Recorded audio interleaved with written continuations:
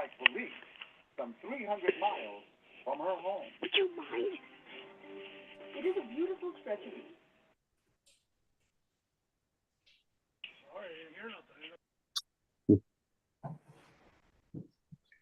We have to. Hi. We have to unmute himself. are good to go. We are recording and live on YouTube.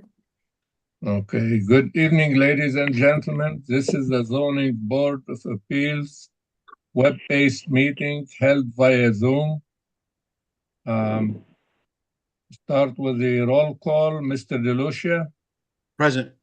Mr. Trata, Present. Mr. Rivas, Present. Mr. Botello. Present. I'm Joe Hanna, chairman of the board. The move to the acceptance of the minute. And we have a motion to accept the minute from March 14. I make a motion to accept the minutes for March 14, 2024. I'll second that. Motion made by Mr. DeLucia and seconded by Mr. Botello, right? No, Mr. Trotta. Mr. Trata, sorry. It's all right. Okay. The next regular meeting is Mr. Chairman, scheduled. Mr. Chairman, we have to vote. The Yes, motion was made. sorry, but I'm moving too fast. All right, all in favor, the motion? Aye. Aye. Mr. Chairman, before we can vote on it, you need to seat Mr. Trotta. Yes, I want to seat Mr. Trata for Anthony Ribeiro. Sorry about that. Okay. Let's vote again now. All in favor? Aye. Aye. Aye. I can't vote. Okay. The next regular meeting is April 25, 2024. We have a motion to open public hearing 24-01 for Lemack Avenue. Mr. Chairman, I make a motion to open up application 24-01 for Lee Mack Avenue for public hearing. Motion made by Mr. Rivas. I And second. second by, who seconded? DeLucia. DeLucia. Okay. That same wedding with the Rosses. Anyone? But Mr. Chairman, if you can please make an announcement for the guests in the chat, they can please mute their mics while the public hearings are going on. To make a, who now? Can you repeat that, please? I'm just asking if you can announce to the public if they can mute their mics while the public session is in session. Oh, to mean yeah, Brandon is muted. Can No, it's all taken care of. Right. Yeah. Okay. Anyone represent the for Lemack Avenue? I do, Mr. Chairman. Go ahead. Good evening, Mr. Chairman, members of the board. For the record, my name is Tom Beecher and I represent JIR Associates LLC, which owns the property at 4 Lemack Avenue. Ben Dodo is with me tonight. He's the project engineer. Tony Rizzo's out of state this evening and will not be able to join us. This property is located in the IL-40 industrial zone. JAR also owns the adjacent property where the Department of Motor Vehicles office is. As I stated in my cover letter to you, on June 8th, 2023, this board granted variances for this project, and we thought we were all set to go after getting those variances. So we filed our application for a special exception with the Planning Commission. And then the city engineering department, in reviewing our plans for that application, discovered the existence of a sewer line cutting through the back corner of this property. And it would be under the original proposed location of the building that was shown on the plans that you saw back in 2023. Yeah. No one had any idea the sewer line was there. There was no easement recorded in the land records. There was no map on file in the land records for this particular sewer main. Mike Perwola of the city engineering department contacted Ben Dodo and said that they had found an old Army Corps of Engineers map that indicated that the sewer line had been moved when the Army Corps did the Still River work years ago. Long story short, we had to withdraw our application to the Planning Commission and come back to you for a variance on the sideline so that we could move the building in the rear off of a 15-foot wide sewer access area. So the variance we're seeking now is just for that sideline setback so we can slide this proposed 12,300 square foot building from left to right towards the DMV site. The building hasn't changed in size. It's the same building that you saw before. But as you can also see from the plans, this is a funny shaped, upside down anvil shaped property with the rear being less wide than the frontage. Certainly the hardship here is the existence of the sewer line. This is just, in my opinion, just like when the state of Connecticut takes land for a road widening project. As a result of those takings, usually people come in for front yard setback variances so that their front yards conform after the taking. We can't build on the sewer line, so that's why we're making our request. Again, an important fact here is the fact that JAR also owns the site next door where this building is headed, being slid across towards that site. We have a wetlands approval from the EIC, and this change of plan is likely to be fine with them since the building, if you grant the variance, will be slid further away from the Still River. There's no health, safety, or welfare issues associated with this project or with this variance, and it's consistent, certainly, with the industrial neighborhood. Ben, do you want to pull up the plan and just kind of walk through where we are and what the plan looks like now? Sure, I'd be happy to. Good evening, Chairman, members of the ZBA. I'm going to share my screen right now, but just before I do, I just want to. This sewer main is a major main. It's not your typical 8 or 10-inch main. It's a 24-inch main. It's basically the trunk line for all of the southern half of downtown Danbury. And as Tom said, the engineering department found plans for it. And we found plans for a proposed relocation. But again, there were no as-built ever submitted, no easements were ever taken given or taken for this line. And this Mike Perwola with the city suspected it. And I mean, he did a great job in locating it.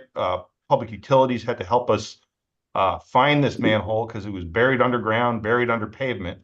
And we did identify it. We had it surveyed. And the new plan, and I'll go over it right now, will accommodate the main and any future access, maintenance, or repair to that main. And I'm going to share my screen right now. Okay. Okay, good. This is the plan. Can everyone see this first of all? Yes. Okay.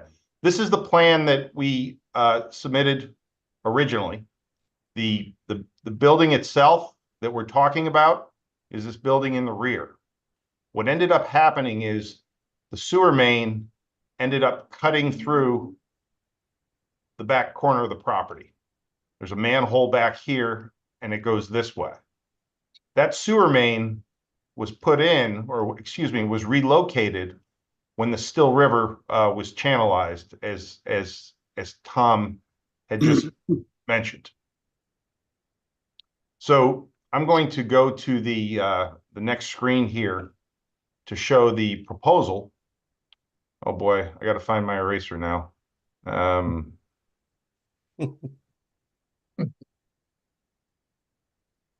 right, I can't find my eraser, so I'm gonna. This plan is highlighted. You can see the yellow line is where the sewer is actually located, and we did have that dug up and located, and we basically shifted the building about approximately 14 feet this way. So this provides the city the ability to come in the site, and if they ever have to get to the manhole, they have the ability to get to the manhole. They have the ability to service it, and if for some reason the city wants or needs an easement someday, there is room for an easement there as well. And again, this is a 24-inch trunk line that we thought everyone had thought was running along the riverside, but it is indeed not running along the riverside there. So, and then just to give a sense of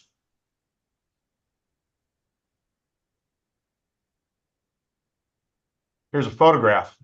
Can everyone see the photograph here? Yeah. Okay, Yeah. great. Yeah.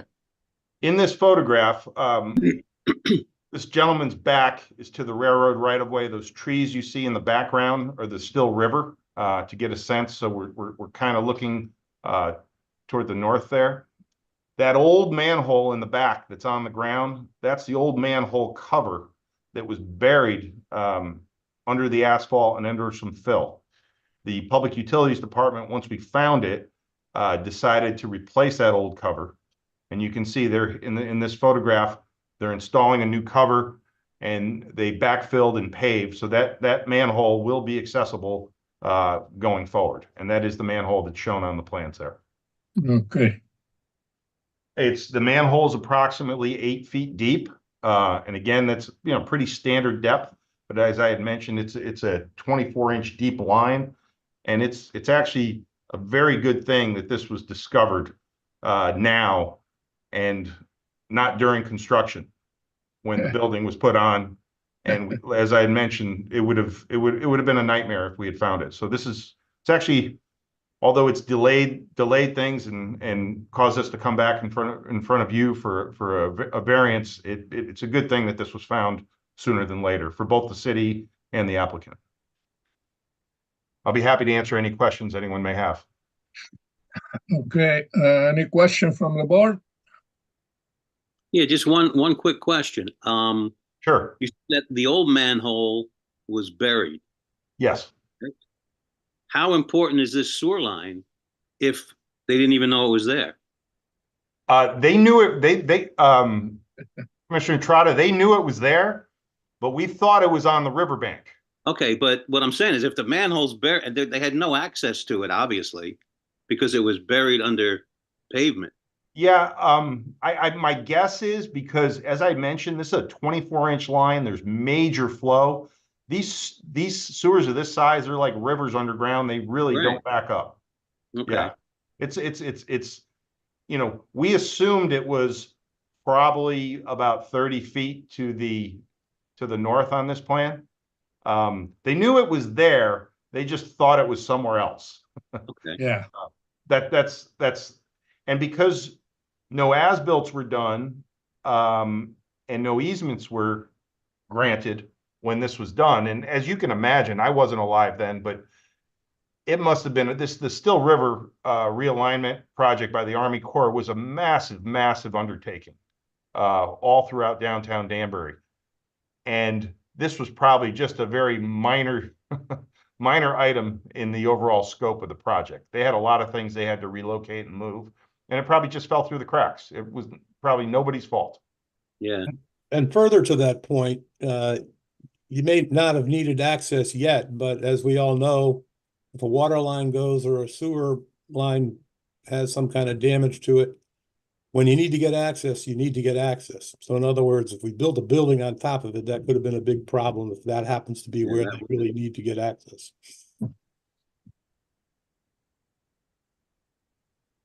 Okay, I- any other question? I have one quick question. Mr. Dodo, I know you had mentioned easements possibly by the city gives them access, or Mr. Beecher, whoever can answer this question. Is the city not seeking an easement right now? Or are they planning to seek one in the future? And if so, will you guys have to then come back to the board for that? No. No, here's the answer to that question. I suspect that that is going to come up during the special exception process before the planning commission, because it typically does, such as sidewalk easements or road widening easements, things like that. But even if we grant one, we won't have to come back because Ben's designed it. We've slid it far enough south so that there's room for access on both sides of the actual pipe itself. In other words, there's a little extra room there for the easement. Thank you. Okay, any more questions from the board?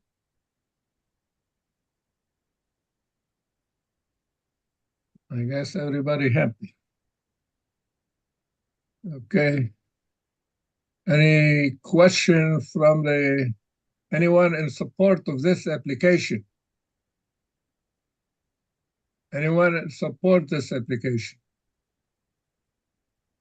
Anyone in opposition to this application? Anyone in opposition? I guess everyone happy. Can we have a motion to close?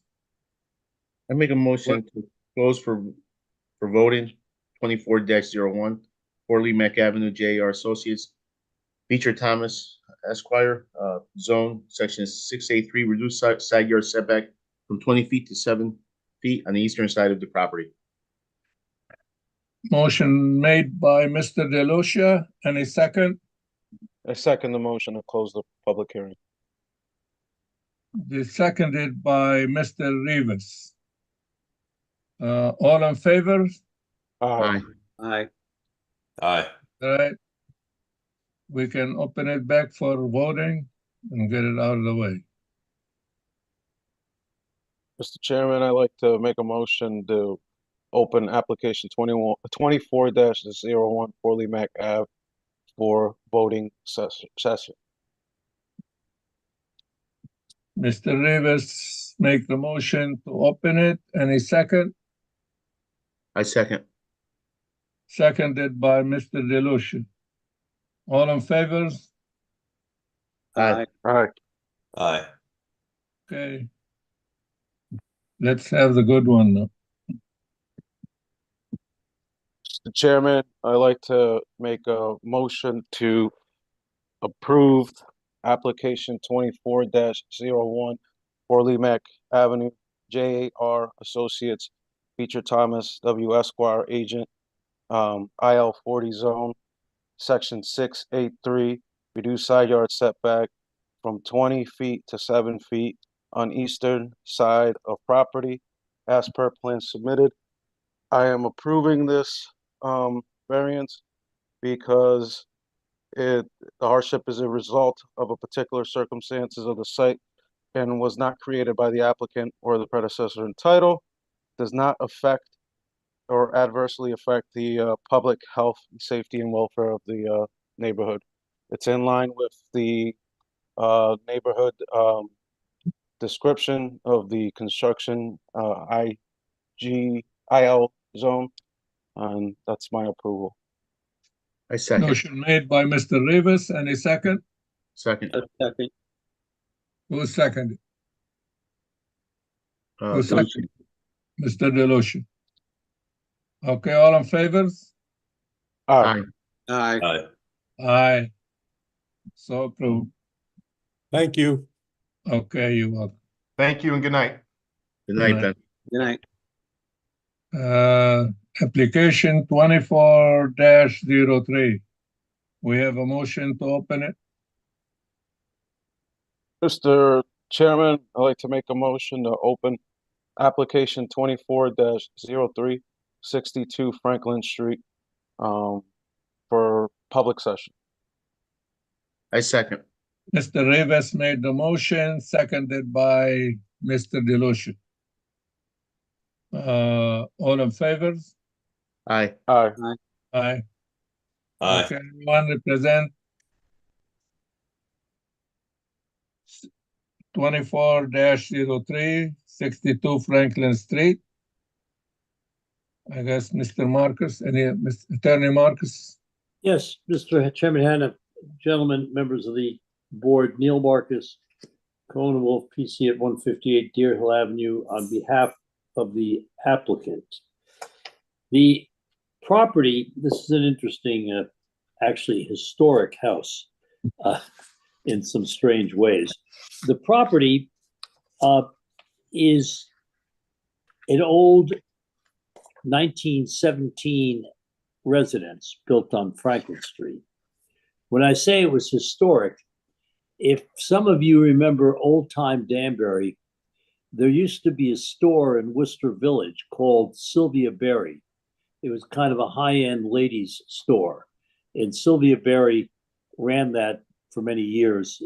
It's across the street from where the Sesame Seed is today.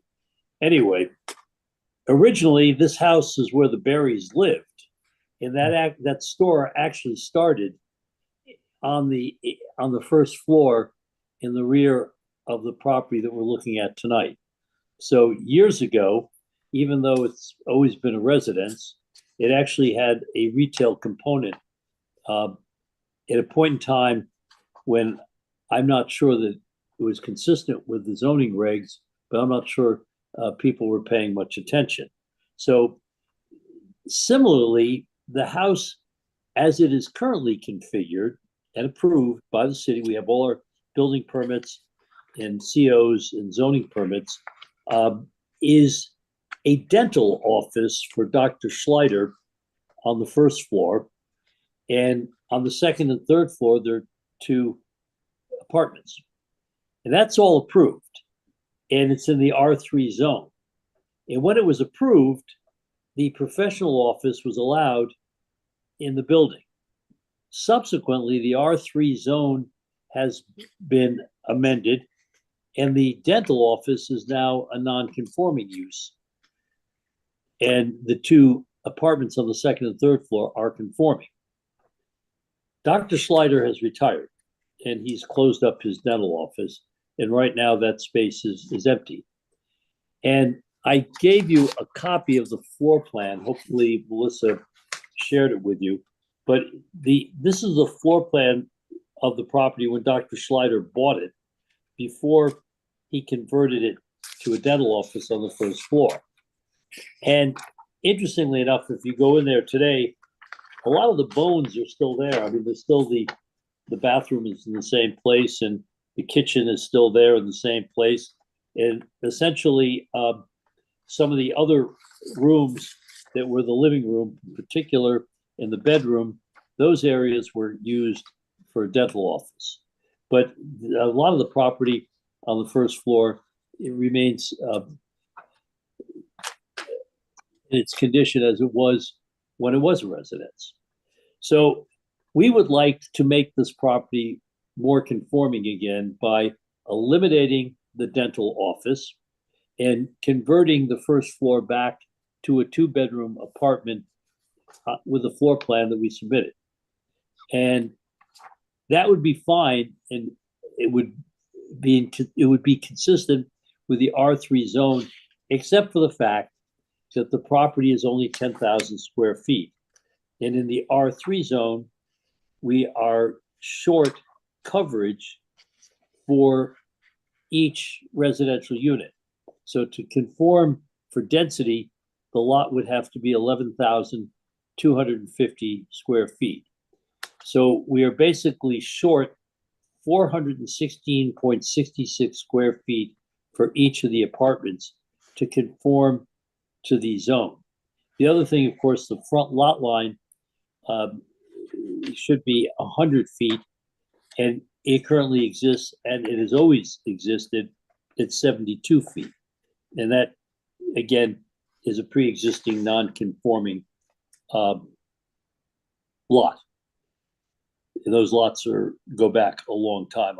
Obviously, the house was built in 1917.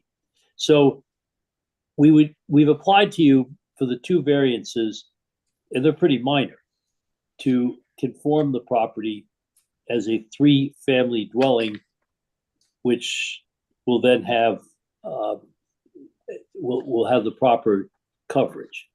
Now, interestingly enough, if you look at the map that was submitted in connection with the application, it shows that there's a parking area in the back of the property. And that parking area was sufficient to serve the two residences and the dental office. If we convert the first floor from a dental office back to a residence, the parking that would be required is less. Because in the dental office, as a practical matter, there was always the doctor and at least one employee, and sometimes two, and oftentimes two patients using that lot at the same time, because you'd have a patient in the chair and a patient who would arrive for the next appointment.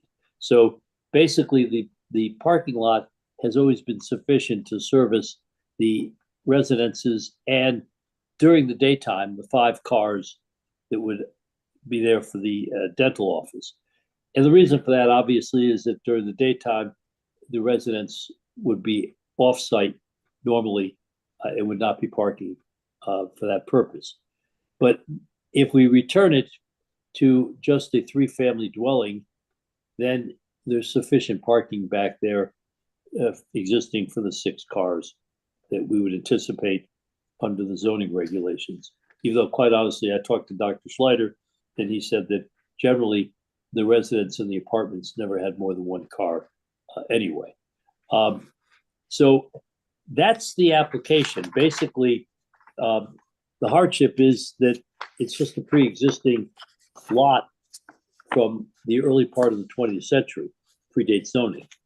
The hardship really doesn't impact the application to the extent that we are reducing an existing nonconformity.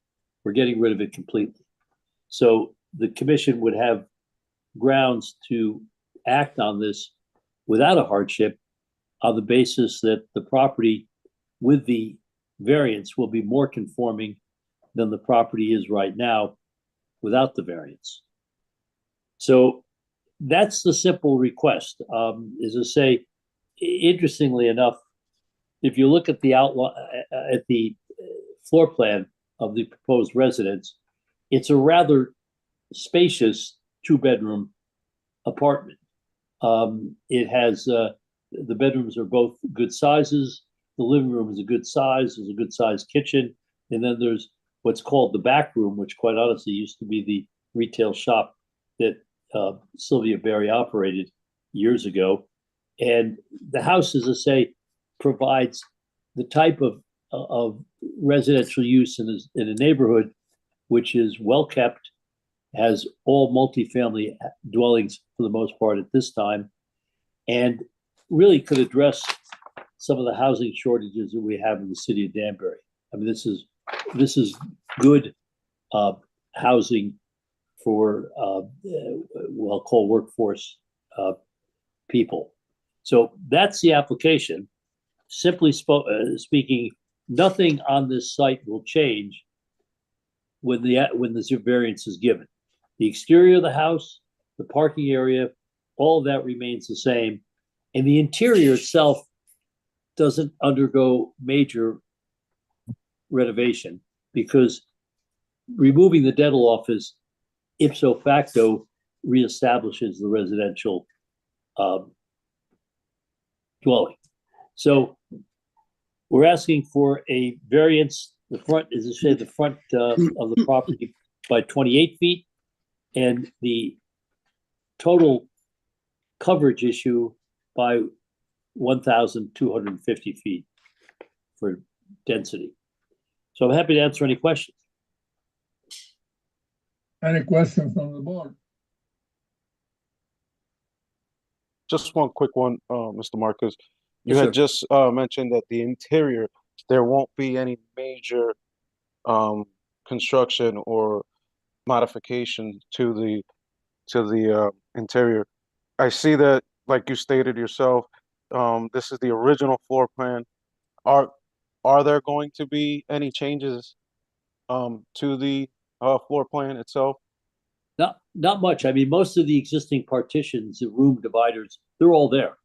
I mean, as I say, they did they did make changes to put dental equipment in. Understood. So there may be some holes in the walls that'll get filled in and stuff All right, like so nothing like additional bedrooms or nothing. baths or anything like that. Okay. Nothing. And no. thank you.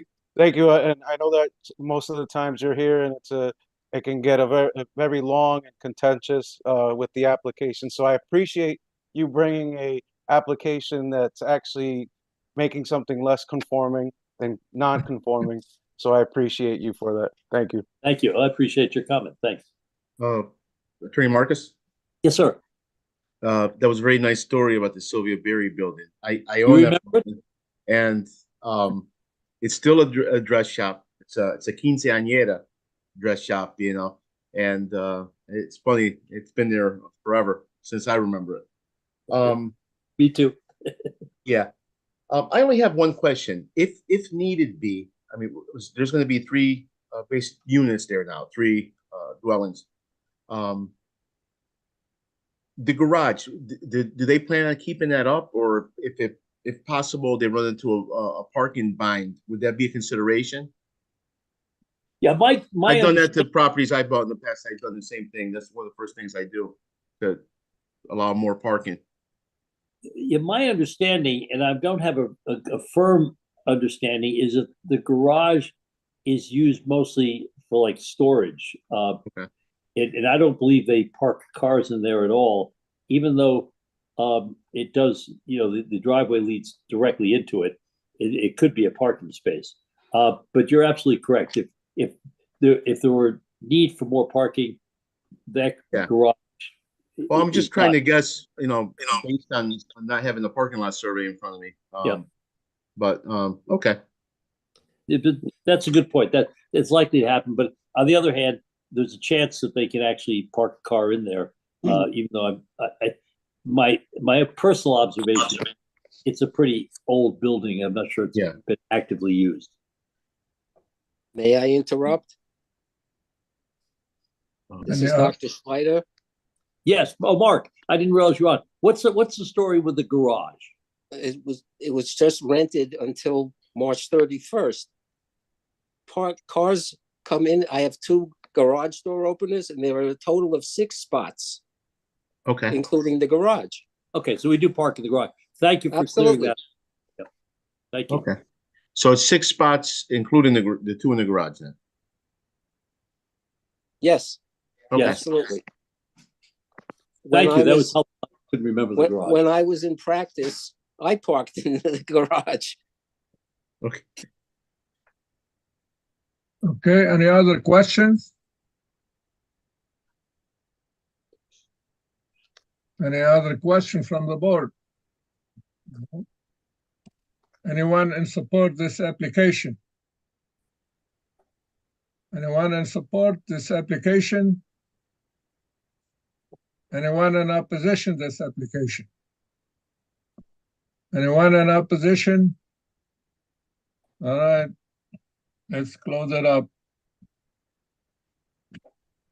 Mr. Chairman, I make a motion to close application 24-0362 Franklin Street from public session. Second.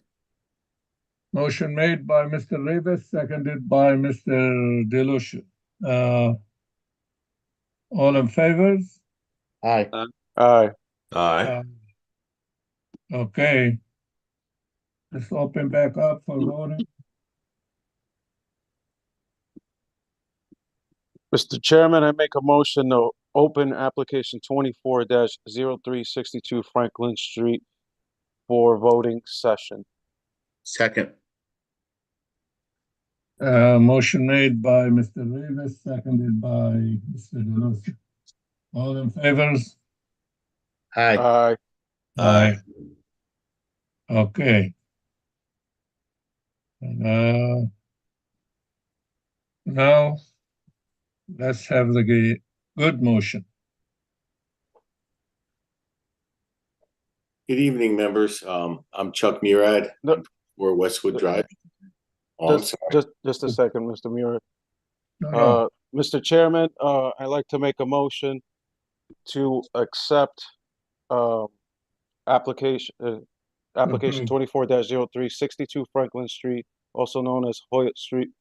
Marcus Neal, Esquire, agent, R3 zone, section 4C3,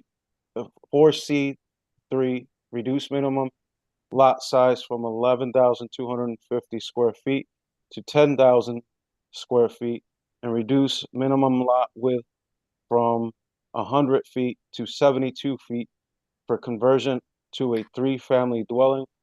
I approve this application because it is the variance is the minimum variance necessary in order to allow reasonable use of the property, being that it's going from a non-conforming structure to a less non-conforming structure by removing the dental office and turning it back into a dwelling, a family dwelling, and eliminating the parking requirements for that business in that zone.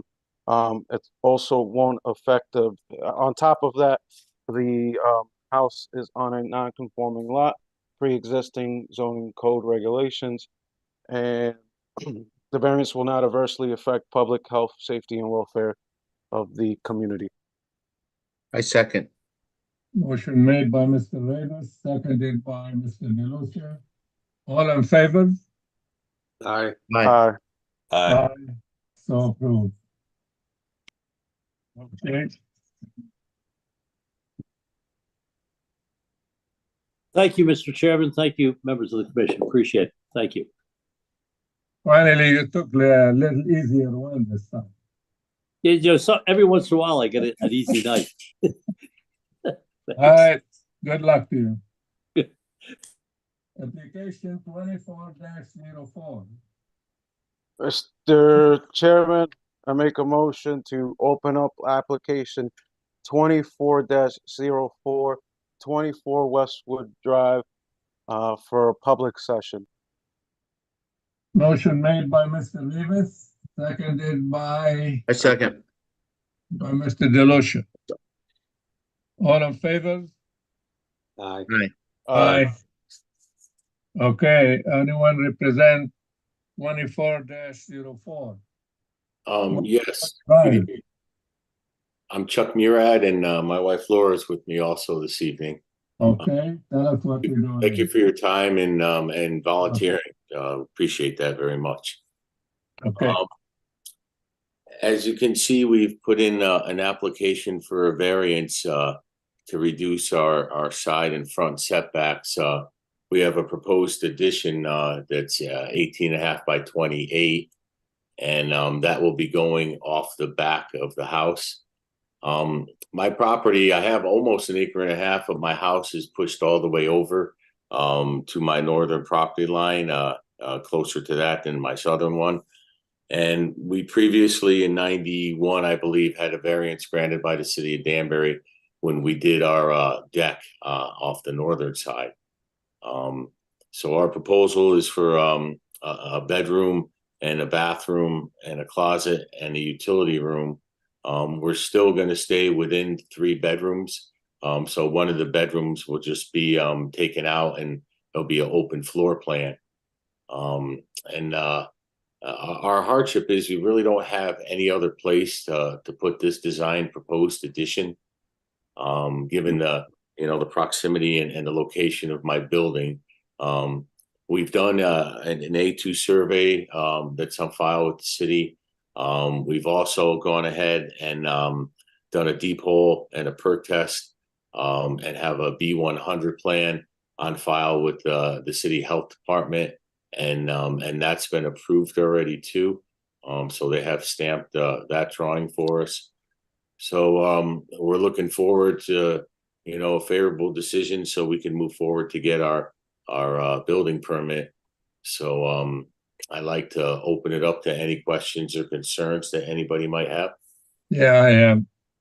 So you changing your septic system? No, sir, I'm not changing the septic system. The city health department required me to have an engineered system on file in case in the Oh. future I needed one. And that required a perk test and a deep hole to be performed. Oh, So I okay. had a licensed septic service come in, perform all those services, do the calculations, witnessed by the health department. So in the future, if that becomes necessary, I'm all on file. Okay. Any other questions from the board? Just have a few quick questions.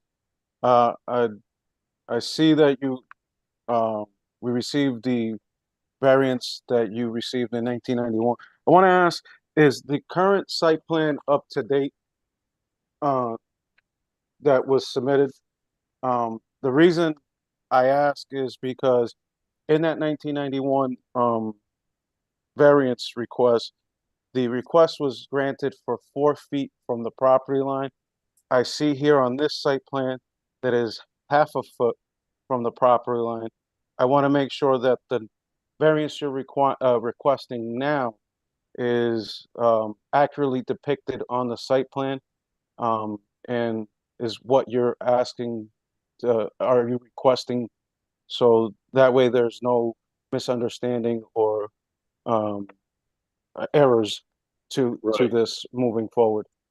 Yeah, for some reason, the plan that was done and approved in 91 had a 3 foot or so offset. But I had a recent A2 survey done by Sydney Rapp Survey, who actually did this whole development. So that's what we're basing today's meeting, and the setback reductions are based on the new A2 survey that was submitted with this application. So can you confirm that it is half a foot from the property line, or? Yes, that per the new survey, that's what's denoted, that the side deck is within a half a foot of the northern property line. All right. And the 15 feet is there anything that's going to be added to the addition that might, lessen that variance request that you're asking of 15 feet? No, like I said, we made sure that we did a survey, and they actually located my existing building, and we're coming off the same corner in the back. And I believe that 15 foot also allows for the overhang on the roof line. Okay. So it does account for the roof overhang? Yes, I believe so. If you see the dotted line, that's shown on that on the survey. Okay. I just want to make sure that we have everything right for whatever decision the board makes. I had a Right. question. Sure. Again. Go ahead. When you took the application on the variance in the 1990s, say, whatever, the old one, Yeah, from 91 or so. did the city approve that addition half foot from the line? I'm sorry, I didn't hear that. Can you repeat that? The city approved that, whatever the addition, you make addition in 1990, right, or no? No, it was an addition. It was a deck. If you look at the plot plan, yeah, it wasn't an addition. It was just a 24 by 16 deck off the side. So you built the deck, correct? Yes, the deck is built. And that was approved by the city after you built the deck? Yes, sir. I have approval by the city, and on file should be my building application, the building permits that were approved. Yes, everything was inspected and approved through the city, including the variance. So Mr. Tim, Mr. Chairman, yes. permission to address the board. So I pulled Mr. Murad's zoning permit application for the deck. And the as far as I can tell, the deck was applied for. It it mirrored in every way the approved variance from 1991 in terms of the size and the location relative to the property line. The permit was issued by Mr. Wayne Skelly, but it never was inspected. The certificate of zoning compliance ticket was never signed. It was never checked off. So it does not appear that a zoning inspection was ever done. Oh, There's no final approval on that file. There should be an it was approval through the building department, though, because they come out. and Yeah. inspect it. So back in that time period, zoning permits and building permits were done separately. A building permit was applied for. I don't know the status of your building permit, Mr. Murad. I'm just referring to the separate zoning permit that was taken out. It was applied for, it was paid for, you know, you were given approval to go ahead and construct the deck. That's what it looks by appearances, but the zoning inspection was never called for. They never went out. There was no follow-up on that file. So that file still remains open and hasn't been closed out. okay, but if we were to approve that thing, how can we approve something that portion of the building still not have does it have a CO or no? Or No, there would be no CO because the CFC was never issued. So there couldn't be a certificate of occupancy for the deck or a certificate of completion by today's standards. At that time, I went through whatever was required through the city of Danbury, the variance meeting, the building permit application, and the inspections for the footings for the deck. So I'm not sure why the city never closed that out, and why there was a bust in the survey versus what we have there today. But I mean, I think the good news is that that I don't have any of my structure or the deck over my property line. because probably the old survey you have, it does not match the new survey. And the time you make that deck supposed to be as built survey to exactly locate where, you know, where the edge of the deck is from the sideline. But anyway, it's the question is for Tim is, can you help us what we don't have to consider the old deck or what? No, based on our decision, how we go about that? Does the city okay with the deck now? Well, the deck was never closed out. It was never approved by zoning, and it doesn't comply. You know, it doesn't comply with the variance that was granted. You have a discrepancy between an old survey and a new survey. So I would have to address Corporation Counsel to find out, you know, where Mr. Murad stands legally. I don't know. I don't have the legal knowledge to answer that in this particular time period. We probably should hold our vote for that thing to be continued. You think so? Then what does the deck have to do with my proposed addition, if you have a question? I mean, this is going back to 1991, and like I said, whatever Yes, sir. requirements Don't have to, but we have to do the right thing here. Okay, we don't want to. I understand that.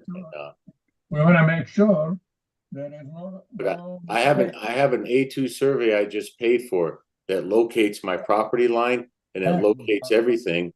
And so my deck is now, I believe, a half a foot off as opposed to, I believe it said 4 feet or 0 to 4 feet, plus or minus is what was shown on the past survey. So no, the actual survey shows that deck, and there's nothing that's going to change. My property line's still the same. The deck is still the same. It was built per plan. It was inspected. The variance was signed off by the city in 91. And I understand maybe you're looking back and whatever loophole wasn't closed or whatever, why that wasn't closed. I don't understand that. But on my end, I really wouldn't like this to hold up the project.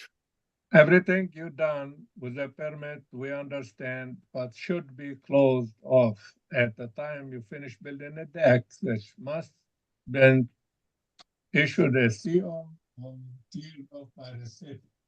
So our decision is going to be based on. You're cutting out. I can't hear you, Mr. Hanna. our decision is gonna be. Still can't hear you.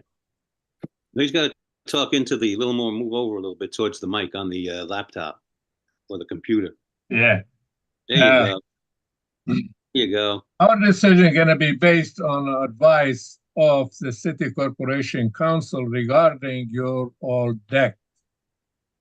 So, but anyway, we have a 5-member board that will open for discussion, and we have to, you know, we can't just leave things unapproved for a long time. And someday you want to sell your home, that come to haunt you too. It must be cleared up with the city now before you start your new addition. What will it take to close that to back to I don't 90? know. I don't know. You gotta talk with you know, with the zoning and building and whoever gonna prove that for you. And then that's what I'm suggesting, but it's up to the board what they're gonna do. You know, there's 5 members there. Mr. Chairman, I have a follow-up question for Tim. Just for information, if the board was to make a decision on the current variance requested, what is now the protocol in 2024 as to what it was in 1991 with the process of this? Let's say the variance does get approved tonight and moves on. So we don't have this happen like it did in 91. I'm not sure I follow your question, Juan. Well, I think he need to discuss it with the City Corporation Council. That's what he said before. Yeah. But that's in regards to the 1991 variance. The variance he's requesting today, if let's say the board was to approve that variance today, what is the SOPs or the plans in place at City Hall to not have what happened in 91 happen today, as far as this variance? Is everything combined, as you were stating earlier, back in 91? So our permitting platform now is a combined, we're all, you know, whatever city departments are relative to a permit application, they are all on the permit portal together in the OpenGov permitting portal system. So the applicant and the city staff can all see that, you know, if there's any open inspections that are there, it's much easier for an applicant, whether it's a homeowner or a contractor, to see whether a permit has been completed. They can see all the respective departments. They're in one permit application. Okay. Hey, Tim, I had a question for Tim based on that. Since it was 1991, I don't know the legality of it. I don't know the statute of limitation on it. But since it was 91, has that grandfathered in now to that property, that deck? Because we had a similar. Oh, because every time you take a permit, you must close it. You must approve, finish it. John, I mean, Mr. Hanna, please speak to the mic. I still can't hear you. Yeah, go this way a little. I don't know. Every time you take a permit to do something, you must close it. You must finish. When you finish your project, the building permit will be closed, and everything should be approved. It's not up to us to approve old work. We can vote in your new addition if you. I mean, this question for you, Tim. Can we approve it based on that the applicant will, you know, this approval will be based on he complete his old application?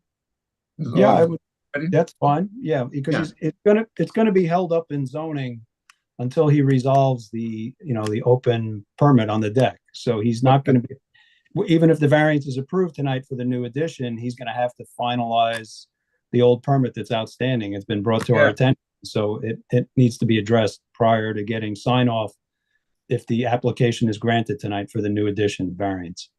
Okay. Good. Excuse me. Any other question from the board?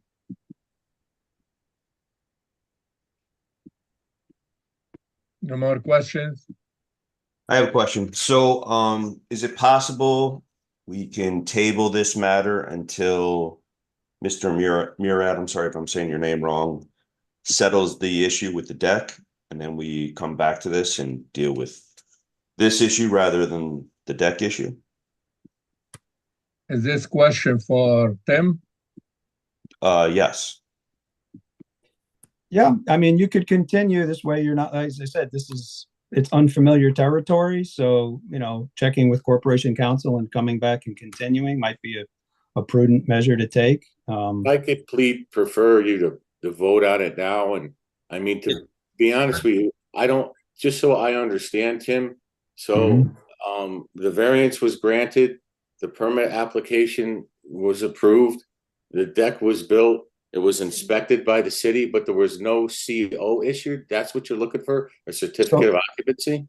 So let's back up. A certificate of completion by the building department would have not have been issued without a certificate of compliance issued by the zoning officer. So it sounds like you had some or possibly all of your building inspections done, but that final approval ticket or the document that would have been produced by the building department cannot be issued even back in 1991 without an approval. That's always been in the zoning regulation. So you can't get an approval document from building when there's and also a parallel approval by the zoning officer. You need that approval by zoning officer. So because zoning never went out, they never inspected it, you never got your final approval documents. Okay, so it's not something now that we can say zoning's going to be okay with it. Time's gone by, it's grandfathered. It may not be. So what then? So that's why I think it's prudent that the board continues and goes on, because it may need a modification from the board. Or they may say you need to cut the deck back to meet the original approval. I don't know. So that's why I think it's prudent to seek outside counsel, Corporation Counsel advice on this, and then come back to it. Well, Tim, could we vote on this particular variance tonight with the contingency that Chuck has the deck not only inspected, but gets his CO and the whole thing?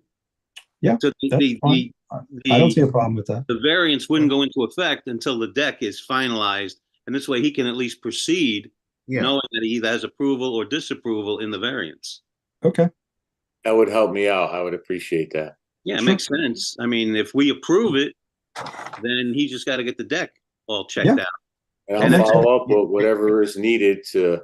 Yeah, it makes sense. There's a legitimate hardship here, and there's nothing radical that's been done on this property. Right. I get it. Yeah, I agree. Okay. Any more questions? Anyone in support of this application? Anyone in support of this application? Anyone in opposition to this application? Anyone in opposition? Okay, we have a motion to close it and open it back for voting, I guess, two of them. Make a motion to close 24-04 for voting. 24 Westwood Drive, Murad Charles. Section 483, reduce front yard setback from 40 feet to 33.6 feet, and reduce northern side yard setback from 25 to 15 for construction of a 2-story addition and front covered porch. And I'm not sure how to put the word into contingent also that. No. Now you're just closing it. You're just closing it for public hearing. Okay. Motion made by Mr. DeLucia. Any second? I second. Seconded by Mr. Trotta. All right. Now we need a motion. Yeah. I apologize. I skipped the whole process. No worries. You combining everything. All right. Go ahead. Do it again. Open it. Mr. Chairman, I'll open application 24-04, 24 Westwood Drive, Murad Charles, RA 40 zone, section 483, reduce front yard setback from 40 feet to 33.6 feet, and reduce northern side yard setback from 25 feet to 15 feet for construction of 2-story addition and front covered porch for a voting session. Motion made by Mr. Rivas, any second? I'll second. Seconded by Mr. Trot. Okay, now the final one. Well, during the public session, Tim said that if this was to be approved, Mr. Murad would still have to clear up the issue with the old variance before Yes. any construction would move forward. But I think my opinion is to just retable it, let them fix the other one so we know what we're voting on. If we were gonna do that, it should have been done during public session. 'Cause we're now in voting session. It should have been I mean, done. you're asking what you want to do, but you can No, have. no, it no, I'm just stating for the voting session portion of this, that's what Tim said during the public session. That if we were to vote on this, to approve it, that it would still need to be, the other variance would have to be, It's gotta be finalized. subject for him to complete the permit for 1990 for the deck. If you wanna make a motion to approve, it's gonna be subject for the applicant to complete his deck application 91. whatever. Joe, you gotta speak into the screen, because when you go off to the side there, we can't hear you. Okay, go ahead. I got my two things here. All right, so what were you saying? I was saying, if you want to make a motion to approve, you want to put it subject to the applicant should complete his building permit for a deck before he start this project.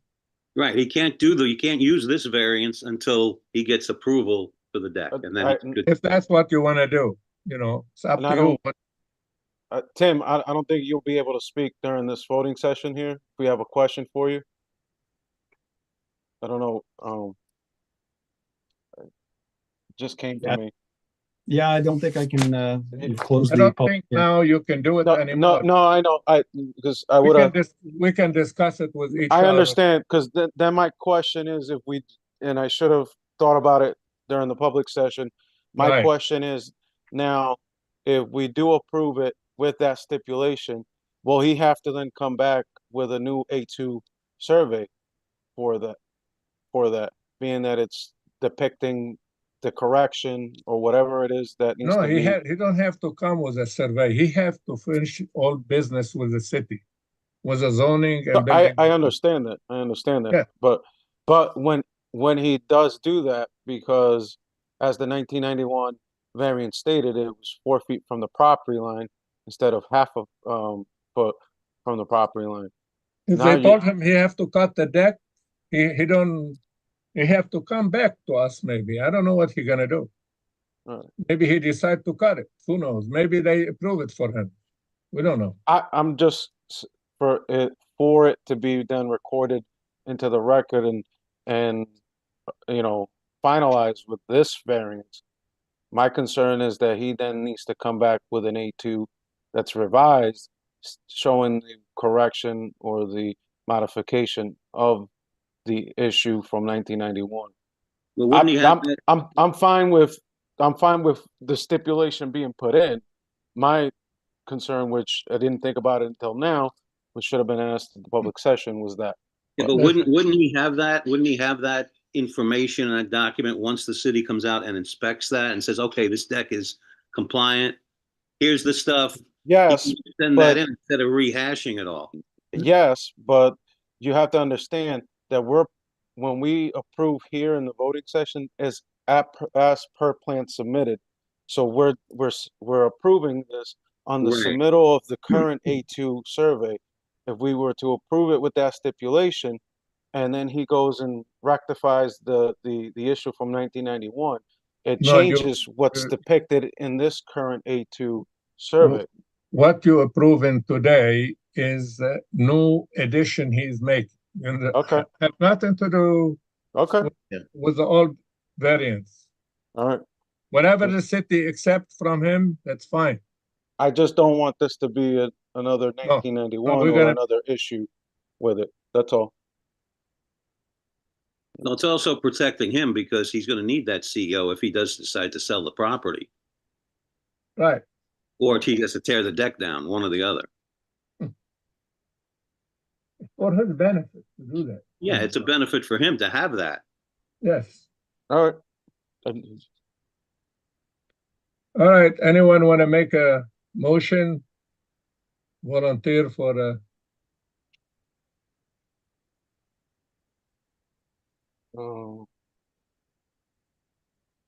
I'll make the motion to approve application 24-0424 Westwood Drive, Myriad Charles, RA 40 zone, section 483, reduced front yard set back from 40 feet to 33.6 feet, and reduce northern side yard setback from 25 feet to 15 feet for construction of a two-story addition and front covered porch, with the stipulation that the issue with the 1991 variance on the setback of the deck is finalized through the city of Danbury with Mr. Murad as per plan submitted. I approve it. My basis on approving the variance is the property is an odd shaped property. It differs from the other properties in the district as far as space, and it does not affect the variance, doesn't adversely affect public health, safety, and welfare, and it's in harmony and purpose with the intent of the district and provisions of the regulations. motion made by Mr. Rivas. Any second? Second by Mr. DeLucia. All in favor? Aye. Aye. Aye. Aye. Okay, so approved. All right. Motion application 24-05, 11 Francis Road, Six Brothers Carpentry. Anyone represent the applicant? Yes, hi, good evening, Mr. Hold on 1 second. We need a motion to open it. I make a motion to open 24-05, 11 Francis Road, Six Brothers Carpentry LLC, RA 8 zone, section 4A3, reduce front yard setback from 20 feet to 12 feet, and reduce rear yard setback from 35 feet to 14.8 feet for construction of a single-family dwelling with covered porch. Motion made by Mr. DeLucia, seconded by Oh, second. Mr. Davis. Okay. Anyone represent 2405 11 Francis Road? Yes, good evening, Mr. Chairman, members of the board. My name is Pedro, and the reason I submitted applications is because the shape of this lot doesn't meet the required setbacks. So which is in the back, in the rear, I'm gonna reduce from 35 to 14.8, and the front, which from Francis Road, goes from 20 to 12 foot to the overhang of the house. And where are you gonna have parking? The park is gonna be right in the front of the Francis Road, and I have 2-car garage. Oh. So you have enough room in front of the garage to turn on a property, or you're gonna back to the street? I gotta go straight up, and I got 40 foot to the front of the side of the garage. Okay. All right, go ahead. That's it? You all done? Yeah, and my hardship is I'm trying to build this house, but this this shape of this that doesn't require the zoning. So the minimum front yard required by this section as a 20, but for the shape, the lot, I gotta go to the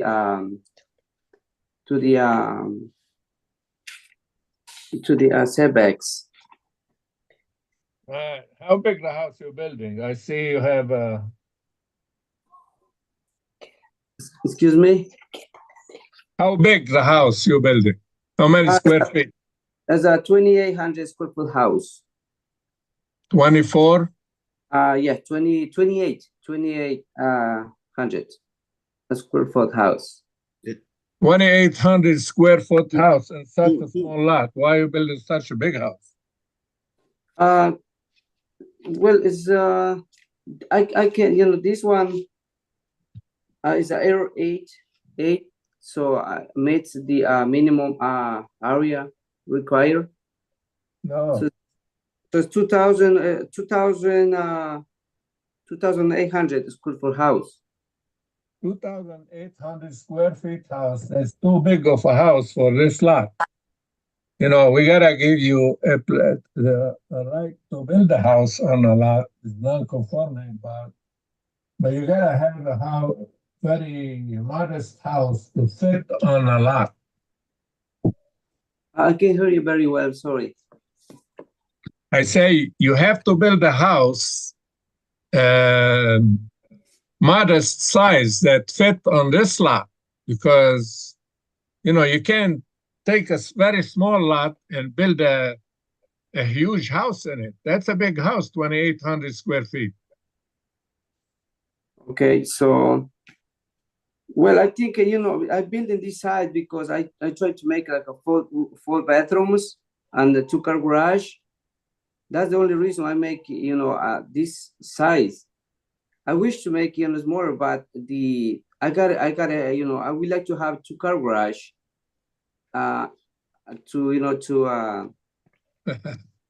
Yeah, but we wish we can give you everything you like too, but we can't do that. The big boss will fire us over it. Yeah, so this is the, you know, I don't know how small I can, or how big I can build a house over here. I don't know how you can build a house over there. You can build a 3-bedroom home, and maybe, you know, you build in a two floors home, right? Yeah, I'm building 2 floors. You build a 3-bedroom home instead of 4. I can build 3-bedroom home instead of 4, but the only thing is the garage. Because I built in the garage is getting big. That's why the house is getting big, because I'm doing a 2-car garage attached to the house. Well, you still can build a 2-car garage and make a 3-bedroom home, and you make it a smaller. You can make a nice home, 1,500, 1,600, 1,700 square feet with 2-car garage over there. Yeah, 1,700. Looks like 2,800 square feet. I have a big colonial here, and it's only 3,000 square feet. I have 1 acre land. So what you doing? Well, you know that 3 rooms will be good for like you know, 3 kids. So 4 rooms. Listen, in my opinion, I don't know what the rest of the board gonna do, but I think you should have a plan. Show the floor plan, where's the bedroom, where's the kitchen, where's the garage, what's the dimension on Joe, you're breaking up. You're very echoey. I don't know why is this thing going like that. It's not going into the. I submitted all the plans to the board. I submit everything. So it should Okay, be... listen. I gotta tell you one thing, and then let the other guys talk. We discuss this situation. If you want to come back later, whatever you like to do. I think you should have a plan, completed a plan for a house it shows the dimension, how many bedroom, how many bathroom, living room, dining room, kitchen, whatever, and how large, how many square feet. But remember, you have very small lot, you can't put a huge house in there. Okay, you're asking for setback from the front, from the back, from everywhere. Yes, but I submit all the my plans where the bedrooms, everything. I submit everything to this application.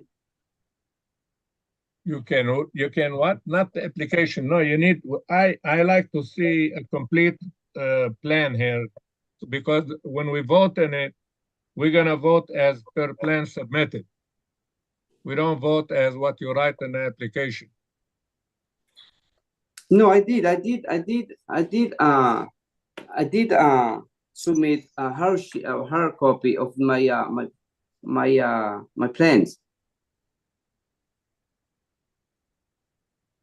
I don't I think the chairman wants a floor plan, a floor by floor plan of where all the bedrooms are gonna be, all the. Yes, I did, which I have a copy over here.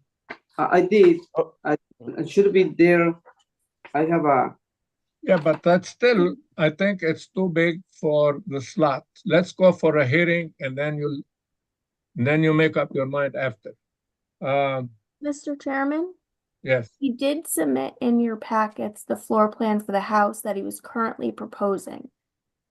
you did? Yeah? Yeah, I see the floor plan. Yeah, I just see that. I think what Joe is saying here, Pedro, Yes, is the house is too big for the lot. Too big for the lot. So either you bring it down or bunk beds instead of bunk beds, and not a mega mansion, but more of a. Right, but I like to see the other page of the plan where it show bedroom 12 by 12, 15 by 20, whatever, garage 20 by 24. That's what I like to see. Mr. Chairman, I think he's building a colonial, two-story colonial, if I have to guess here. Yes, it is. I understand that. Okay. All the houses in the neighborhood are 12 to 1,400 square feet. Right. So when I looked at the floor plan, I thought it was a ranch, a raised ranch, you know. Yeah, it's big. Listen, you have very small lot, you know, it's non-conforming now for a new setback line. We like to work with you, but I like to see this plan modified myself. But there's 5 members of the board. I have the same concern. I think it's just a little bit much. I was out at the property today, and from the iron rods on the property depicting the lot itself, it doesn't leave much room, you know, for the side yard setbacks there, or that big of a house. And you know, there's a proposed deck in the back. You know, I don't know what kind of quality of life or yard space you're gonna have with that big of a house on that lot. I did see the other houses in the neighborhood, smaller houses, Right. Ranches, in that 12 to 1,400, maybe 1,600 square feet. What do you want to be in line with your neighbors? If it's a little bit more, fine, but not to be more than double. You still sound echoey, Joe. Yeah. I don't like to see it more than double, my friend. Okay, what happened is I lost. We hear you. We hear you and see you. At you. I lost the connection. What happened? No. See you. We hear you. I don't know what I did. I hear you. Yeah.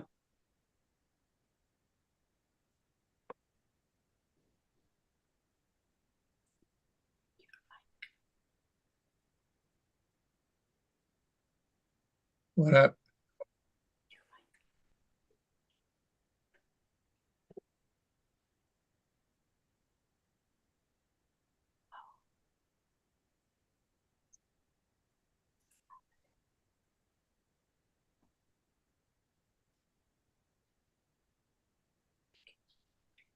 I can hear you.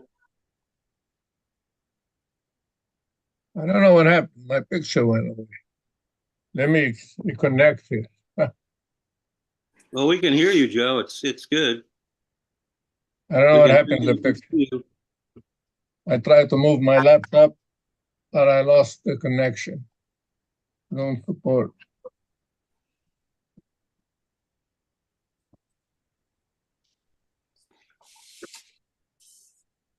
Oh boy, join meeting.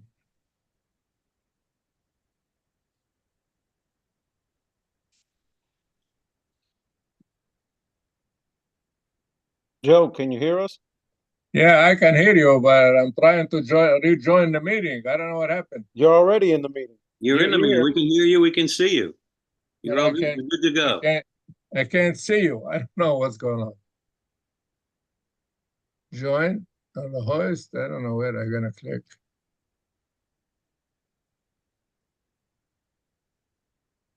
Reimagine.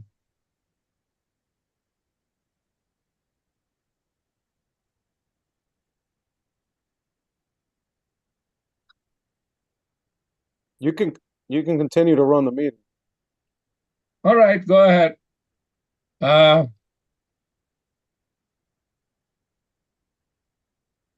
Where we were now.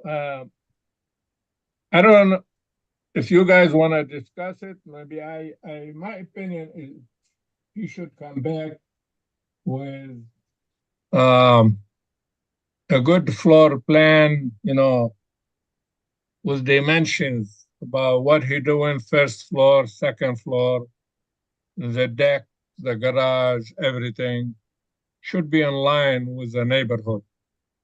So you And want now- a revised site plan or a floor plan of Right. a reduction, is what you're saying? Yeah, reduce it to match the neighborhood. If little more, I don't have problem with it, but I understand the new construction today, you gotta make it little office or something, or garage, But you don't have to have a huge garage if we have such a small lot. You have to trim the house down. And if you guys wanna let him continue a little bit to hear the opposition or whatever, I don't have a problem with that, so he can have some idea what's going on. I mean, we might as well let the other board members speak if they have any other further questions. Let the public speak, and then Exactly.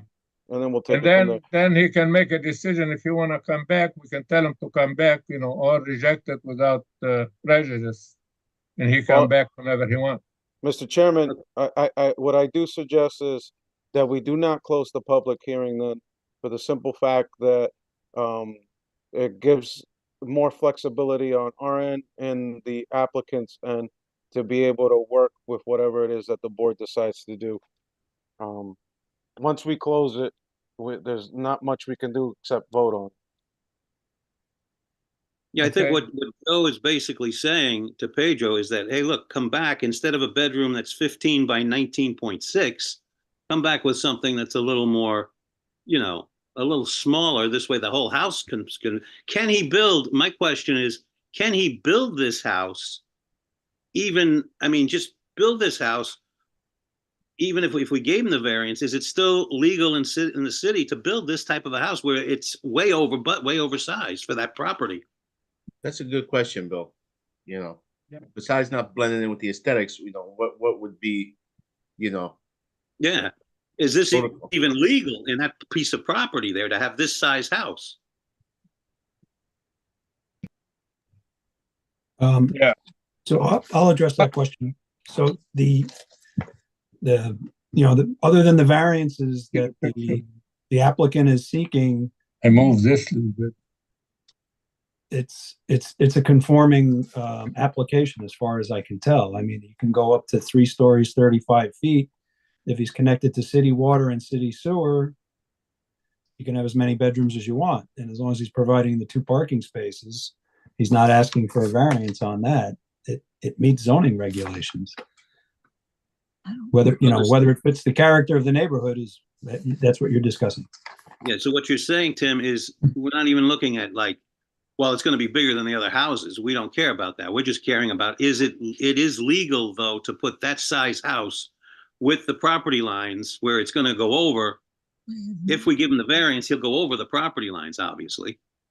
Yeah, because I mean, his building coverage is only 15.5, and it's allowed to be 30% in the zone. Okay.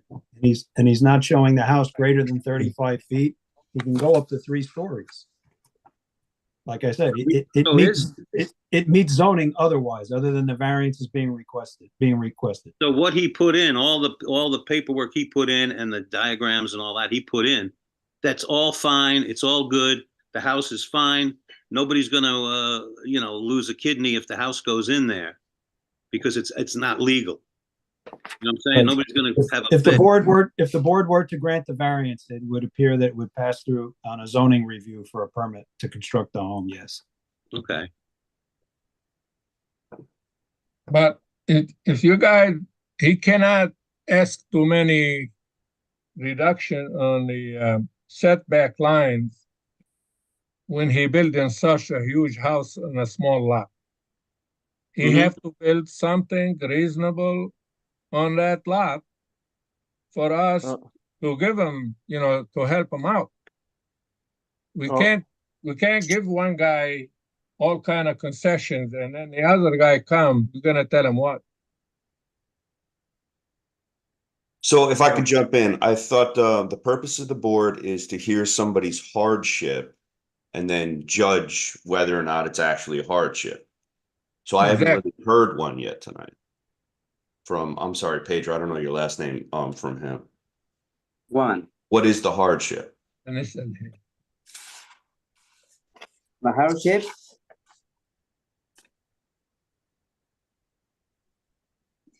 My hardship? You're correct, exactly. What's I don't know how to explain it. If anybody can jump in and explain it better than me, but you should have a reason why you need the variance to the already zoning laws because there's a hardship. Well, like I say, I'm trying to get the variance because it doesn't meet, because the shape of this lot, I would like to build this house, but doesn't meet, the zoning, the front and backyard. So that's the only thing. And I would like to make this house with 3 bedrooms, 3 kids, so each one can have the bathroom. And that's my hardship for this one. Yeah, unfortunately, though, that's the lot doesn't differ from the other lots in the neighborhood. So I understand what you're saying, but it can't be used as a hardship when all the other lots in the neighborhood are similar in shape and size of your lot. So I think Mr. Botello's asking you to expand on your hardship as to why you need these variances passed.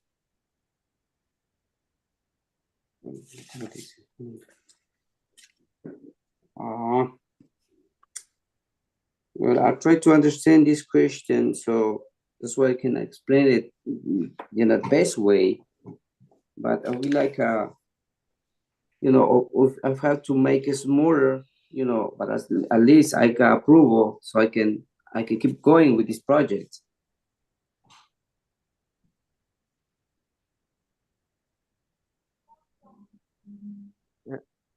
All right, you guys still hear me? Yes. Yeah, gotcha. All right. I don't know here what happened. I don't see anybody. Join meeting with inviting, starting meeting without voice.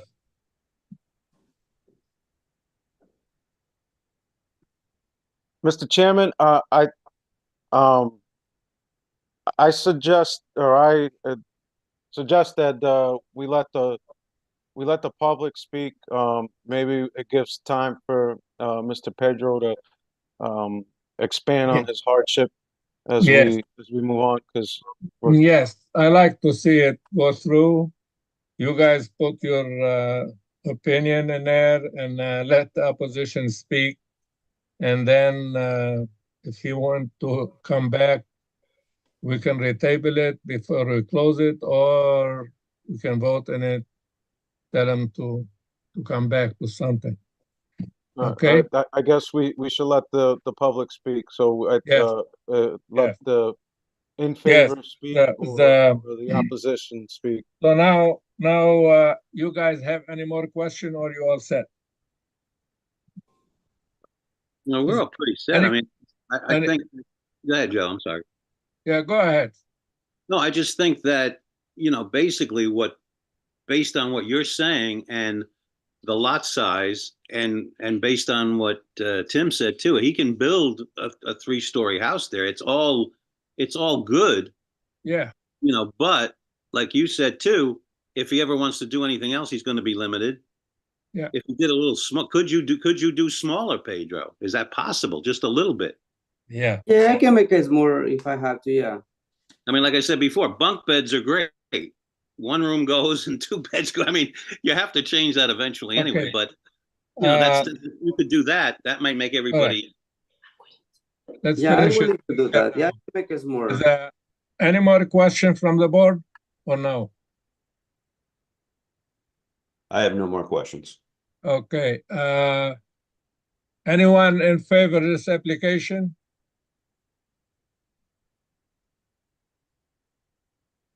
Anyone in favor? Anyone in opposition for this application?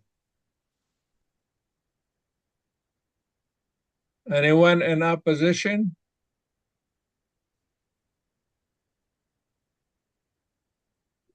I don't hear anything. I don't know who's the opposition here. I thought someone have a letter of opposition there. Are they present or no? Yeah, Melissa? Excuse me? Oh, you can hear me. Yes. Yeah, The house is too big. This area, I'm sorry, my name is Can you- Elizabeth Brink. Right.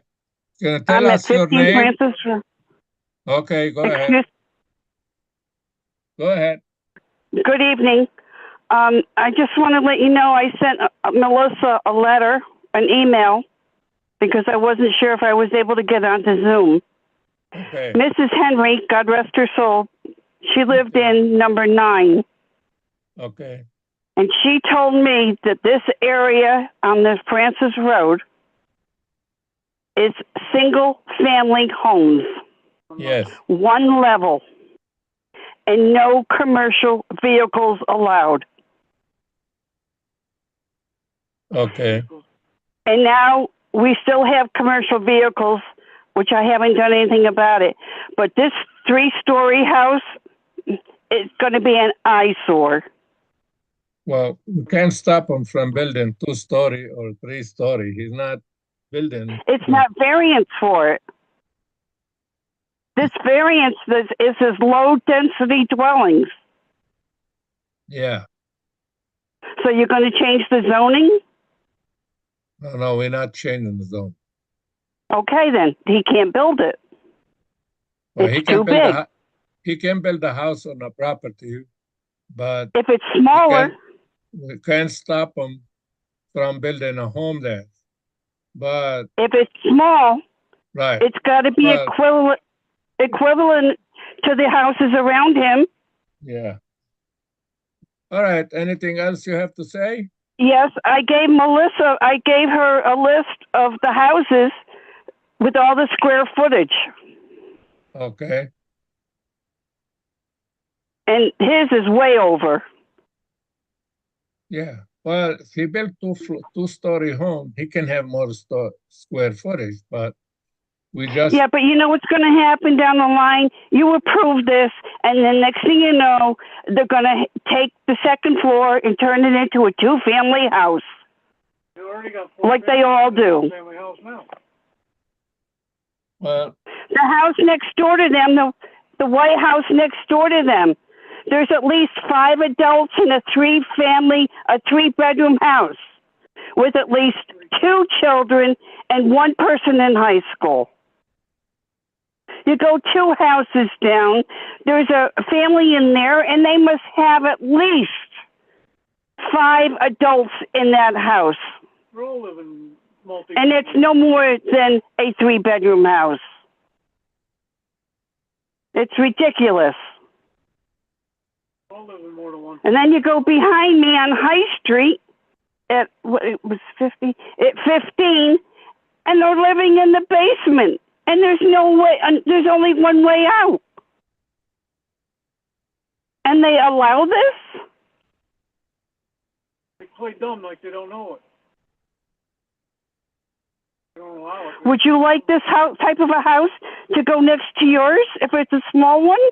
Okay, listen, we're gonna control the meeting here. If you want to state your opposition, you state it to the board, and the board will discuss it with the applicant, okay?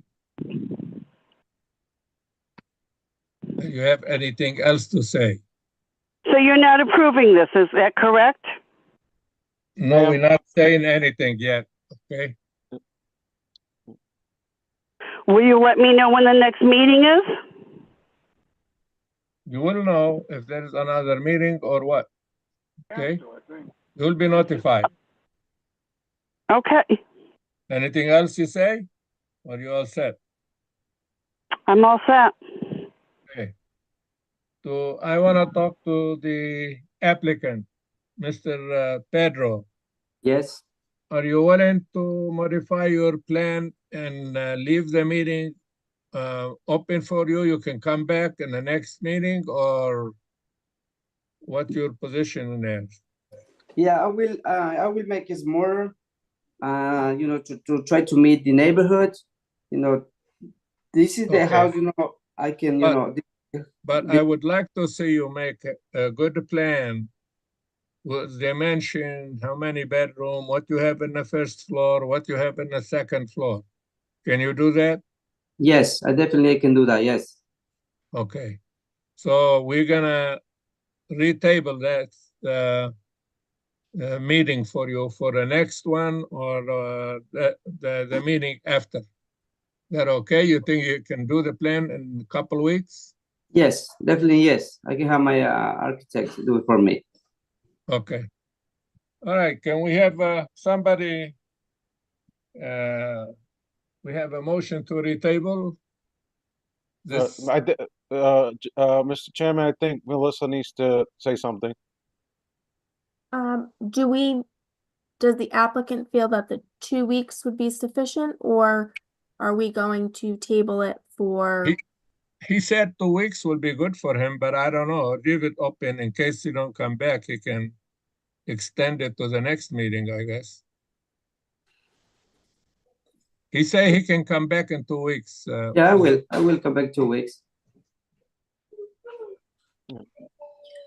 Mr. Chairman, I'd like to make a motion to table application 24-05, 11 Francis Road for the April 25th regular meeting. Okay, motion made by Mr. Rivas. Any second? I second. Who's that, Brandon? Yes. Okay, second by Brandon. All in favor? Aye. Aye.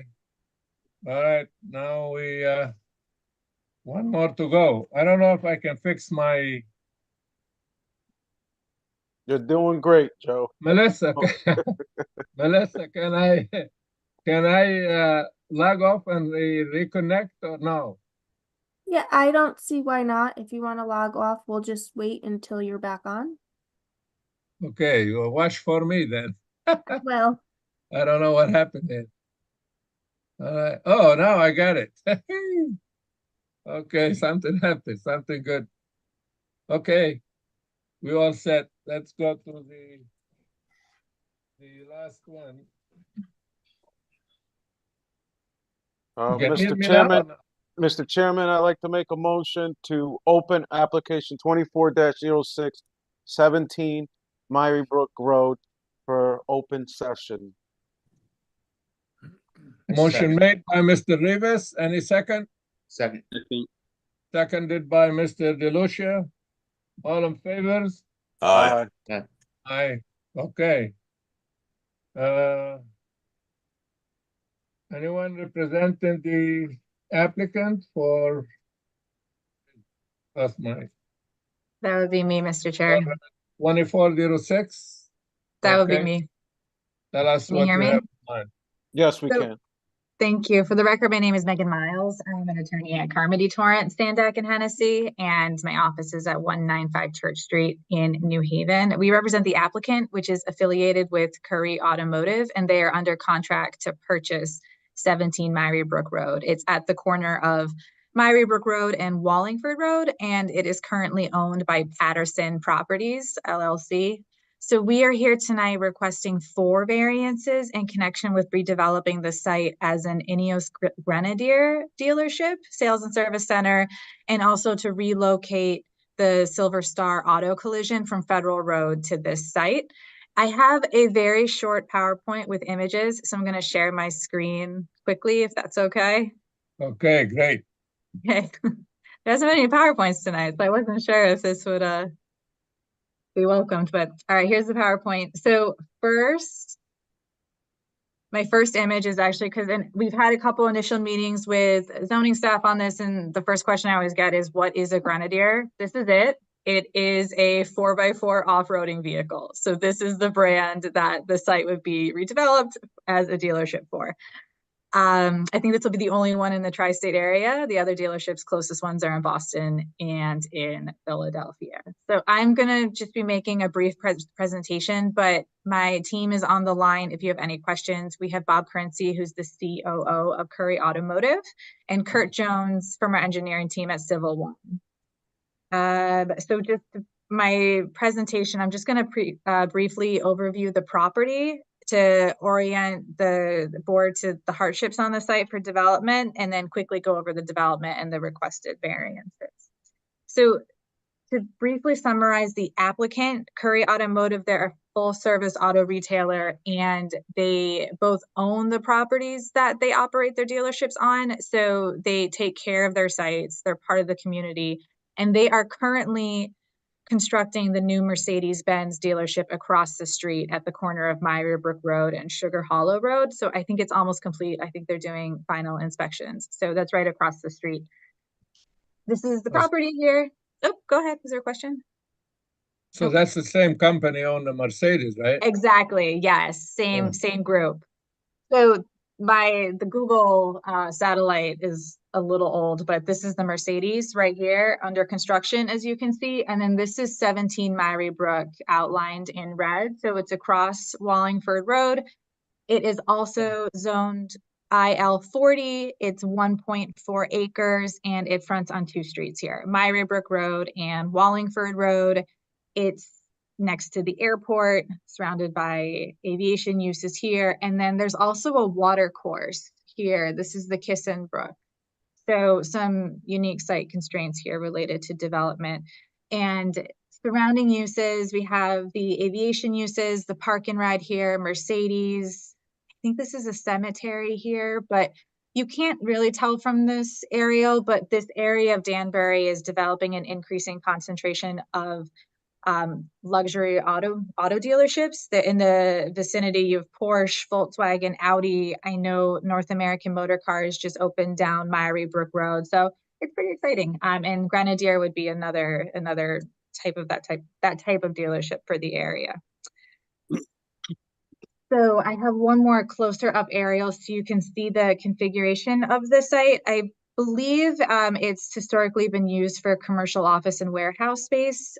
First to note while we're closer, DOT actually owns this area here pursuant to a certificate of taking from the 80s. So the property line actually starts significantly closer to this structure here. But there's 3 structures on the site. This is I think it's used for commercial office. This is a garage structure, and then this is a warehouse building here. And then also just note that currently there's a lot of outdoor storage on the site, and there's the Wallingford Road frontage is just almost completely open to the roadway. There's not really any parking or anything like that. So it's kind of a free-for-all here for site access and circulation. So this is the current operations of the site. And then I have a couple images of just street level existing conditions. So you can see this is the front structure, the garage, and then the warehouse building in the back. And again, my images are old, unfortunately, but this is the Mercedes under construction across from Wallingford Road, just to orient everyone to where we are. So let me see here. This is the project.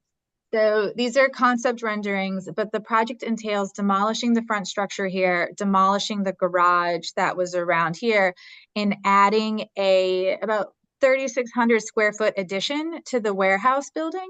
And the contemplated uses are, this would be the sales center for Grenadier, and then these rear buildings would be with internal fit outs for service for Grenadier, and then Silver Star Auto Collision as well, which services the Mercedes site.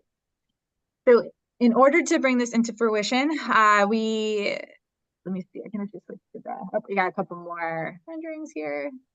But now I'm about to dive into the variances that are needed. So, and then also, so this is the site plan. I'm actually going to stop this there and share the PDF directly because I think the quality is much better. Give me 1 second here. Here we go. All right, can you see this? There we go. Yeah. Great.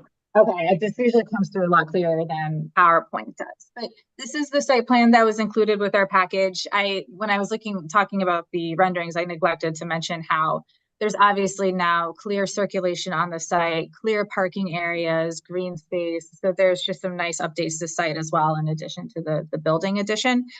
So this is the site plan here. The project entails 4 variances that can really be grouped as 3. It is to permit parking in the front yard, some limited parking, and then that also necessitates a reduction in the landscape buffer that's required in the IL40.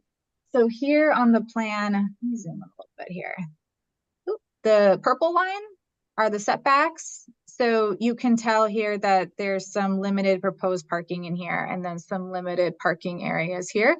Again, to note, this is the lime green line is the property line. So the way this works out is the site uniquely, while this is the 30-foot front setback to the IL40, they're really imposing like at least a 40-foot setback from the street line because of the area that DOT owns on Wallingford Road.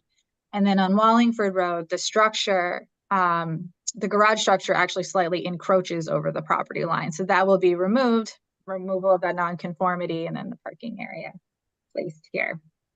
The 2 other variances, the second one is to permit the waiver of the requirement for street trees. We need a number of trees along the frontages as required by the zoning regulations, but early meetings with the airport confirmed that they do not want trees planted next to the airport for 2 reasons. One, they grow to be obstructions, and then they also attract birds, which are a hazard for aviation. So that was the second variance that we were requested as well. And then the third is, Wallingford Road here is considered a local road for zoning purposes. The zoning regulations for sales and service centers specifically, so this does not apply to the collision use, but automobile dealerships are not permitted to have access from a local road. So our final variance request is to permit access to the site, to the dealership from Wallingford Road. To give, and actually I have one more plan to show you. Can you see that I switched to a landscape plan? No. Oh, okay. So I am going to, this is the last time I'll switch back and forth, I promise. Here we go.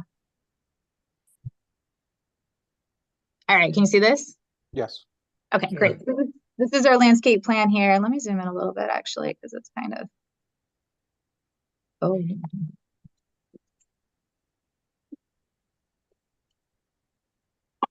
Second. Okay, great. So this is the landscape plan. It shows that in the alternative of trees, there's some nice landscape shrubbery, some of these flowering bushes here along the greenery to just really enhance this site from a landscaping perspective without needing trees. We also needed this variance for Mercedes across the street, and my understanding is that this is a fairly common variance request that comes in for sites adjacent to the airport. So first, to go back to the variance request related to parking in the front setback. First, to address the hardship. As I discussed, the site has a number of site constraints that are unique to this site and really not shared by many other sites in the IL-40. One, it has two frontages, which means the 30-foot setback is imposed on two sides here. And then the other remaining sides are marked by restrictions for being close to an airport and then also being close to a water course. So all of those adjacent, those both zoning constraints and just natural constraints and development constraints really restrict the development capabilities of this site. And also uniquely, we're working within an existing developed site that also has a number of nonconformities. The garage structures over the property line, I think actually a variance was issued in the past for the front structure related to parking and to permit parking in the front setback. So this is an issue that's already come before the commission related to the tough constraints on the site for development purposes. And we do submit, as this landscape plan particularly shows, that this is really the minimum necessary to permit reasonable use of the property, and they're really nice and in harmony with the area. Like, it really facilitates a nice development. So all the building and structures are now far removed from the setback area. There's significantly improved layout for circulation and parking on a commercial site with really the minimum level of parking. So there's just not completely asphalt. It facilitates some nice green space, robust landscaping, and then practically speaking here, despite the way the zoning setbacks lay out on the map, there's still an extensive buffer on Meyrie Brook Road frontage and some additional nice landscaping on Wallingford Road. So I do think it's a nice improvement as well from existing conditions. And last, with this point here, I believe it's reducing existing nonconformities as well. Currently, there's a structure within 15 feet of the property line on Meyrie Brook Road and over the property line on Wallingford Road. So those structures are being removed for less intrusive site development within the setbacks. So that's my hardship position related to the variance requests for limited parking in the front yard. For the vehicle access from Wallingford Road for the dealership, to stress this just pertains to the dealership use. This is probably a little easier to see on the site plan, but uniquely for this site, the vast majority of the street frontage to facilitate use of the site is actually the local road. It's not Meyrie Brook Road here. And my sense is that this requirement was created so that dealerships were not using points of access for streets that really served residential uses. So it was to minimize impacts on residential uses in the area. Here, Wallingford Road is so heavily used for this site, both because it's the main frontage, but also because it's a commercial street. It's servicing the aviation uses at the end of the street, and now it's going to serve the Mercedes site as well. So for that reason, I submit that just because of the unique frontage length of that related to the area and the development, that really is the appropriate access point for use of the dealership. And to submit that it's a really minimum needed and reasonable use of the property. You can tell from this plan that permitting access off of Wallingford Road really does facilitate some clear, efficient circulation on the site, which I think would be extremely tough to achieve in a practical way if access was not permitted from Wallingford Road. And then last but not least was the variance request for landscaping in lieu of trees. I think I got ahead of myself and already explained that, but as I said, trees next to an airport is generally strongly disfavored by the airport, which we've already had discussions with them about because it creates an unsafe condition. So I will conclude my presentation to just briefly say in 2020, I think the zoning commission amended the zoning regulations for the IL-40 to permit automobile dealerships because they recognized that there was an economic development opportunity to continue that growth that was occurring on Sugar Hollow Road down to Myory Brook Road and into the IL-40. And it's really working out. We have Mercedes now that has come, North American Auto Cars, yeah, and then now Grenadier is also interested in this property. But it's a really tough site to develop. It has 2 frontages. It's next to an airport. It's next to a water course. DOT actually owns the frontage on Myory Brook that further pushes back the setbacks. So there's a number of development hardships here, but granting the requested variances are in harmony with the purpose and intent of the regulations. It creates a safe and efficient site circulation with some really nice landscaping. And it ensures close it up. It ensures the public health, the safety and welfare of the community through safe and efficient site circulation, beautification, and ensuring that there's safe use of the airport, particularly with the trees. So that's my presentation, but we're all here if you have any questions. I have a question for you. Okay. Is the new addition to the building, is that gonna be the same height as the older building or? No, I believe it's going to be a little taller, but it will be compliant with zoning. That approved with the airport? Airport, yeah. Yes, there's actually a it's I didn't mention this. It's in the IL-40, but it's also in an aviation zone, an overlay zone that sets additional restrictions on development. So that restricts the building height. I mean the height when the airplane coming down, we don't want to knock the building down. Yeah. A lot of expensive cars over there. No, we don't. Nobody wants that. And so actually for your reference, we have to go, the dealership use requires a special exception. And before we can get that special exception, we actually have to get FAA approval for the building height. And Mercedes, so the FAA has to review all this. And with Mercedes, they had to review the building height, the light poles. And I think we need to get one for a temporary crane as well. So there's actually federal review of the site too related to height. Okay. Yeah. Any questions from the board? You already received FAA approval. Do you have any documentation that you brought with you or any representatives from there? So no, not yet. We have not gone to the FAA yet. You're our first stop in the permitting, actually. And then if you approve these variances, then the team will start putting together the detailed development plans for FAA and Planning Commission. Okay. I remember from when you came in front of us before, I think there was a rep from the FAA. So that. Oh, okay.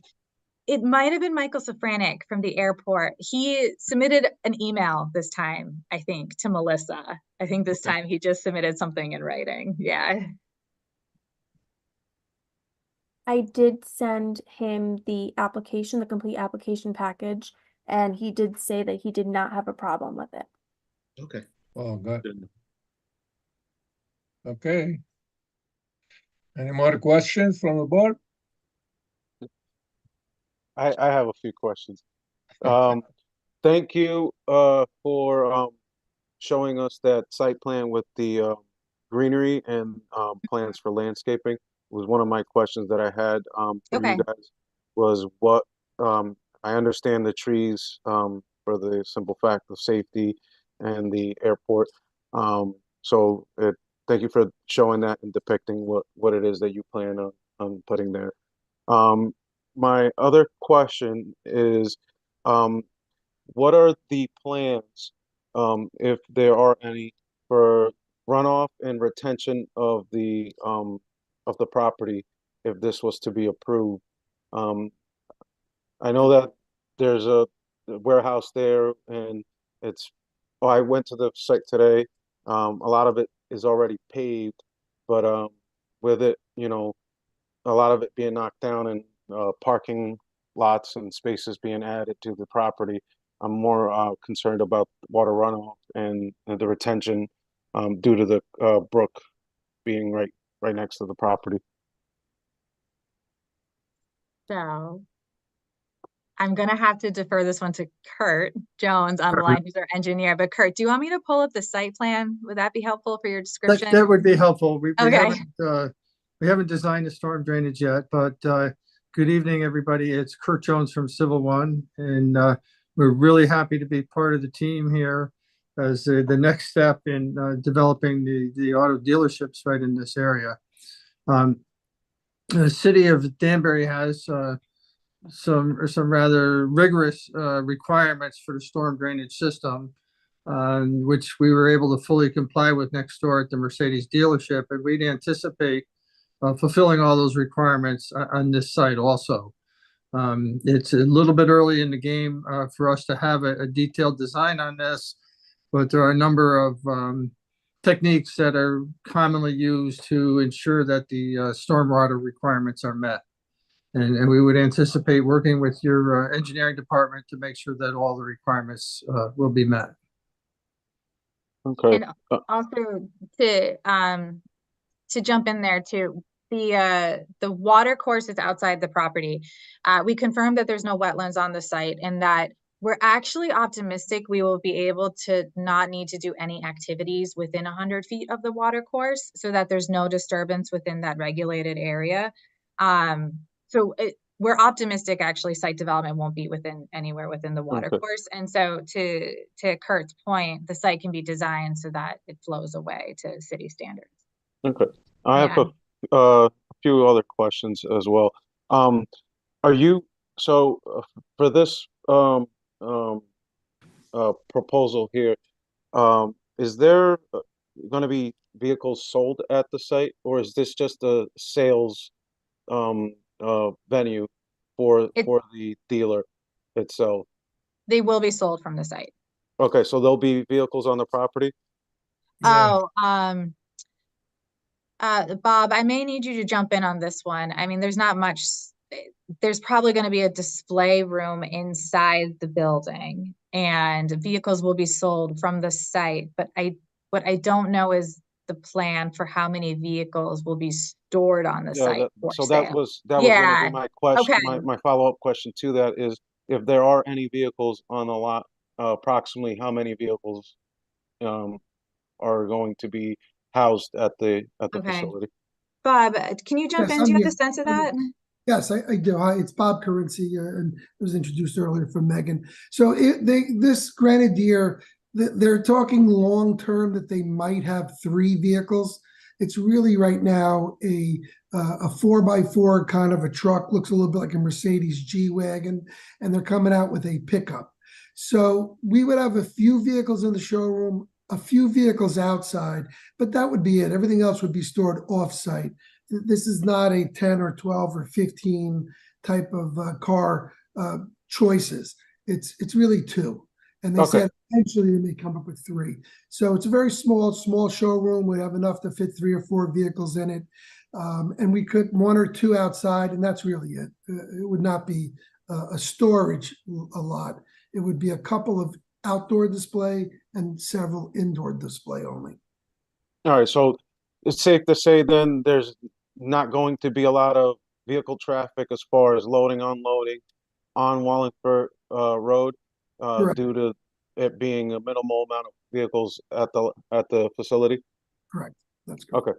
And to jump in with that was a big issue with Mercedes as well, was planning staff wanted to make sure that there would not be any truck traffic or unloading or offloading on the street on Wallingford. So I imagine that would continue to be the case with Grenadier as well. Okay. Yep. Thank you. Mm-hmm. That's all I have. Thank you. Okay. Any other question from the board? Anyone else have a question? Okay, I guess everybody happy. Anyone in favor of this application?